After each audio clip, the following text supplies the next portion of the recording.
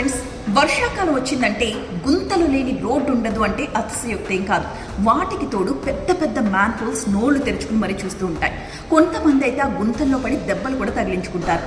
పాపం ఏం చేస్తారు, అక్కడి నుంచి లేచి వ్యవస్థను తిట్టుకుంటూ ఈ రోడ్డుకి ఎప్పుడు బాగుపడుతుందో అనుకుంటూ వెళ్ళిపోతారు.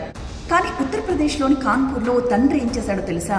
తన బిడ్డని స్కూల్కి తీసుకువెళుతూ ఉన్న రోడ్డంతా గుంతలమయమైపోయింది. ఒక గుంత దగ్గర పడిపోయాడు. చిన్నారి కూడా పక్కకు పడిపోయింది. చిన్న చిన్న గాయాలు కూడా అయ్యాయట.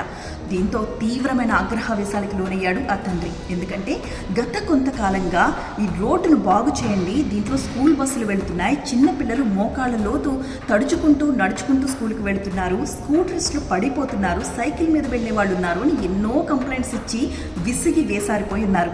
ఇప్పుడు కూతురు కింద పడిపోయింది కదా, దీంతో ఆ తండ్రికి ఒక్కసారిగా కోపం వచ్చేసింది. ఇంకా తట్టుకోలేకపోయాడు.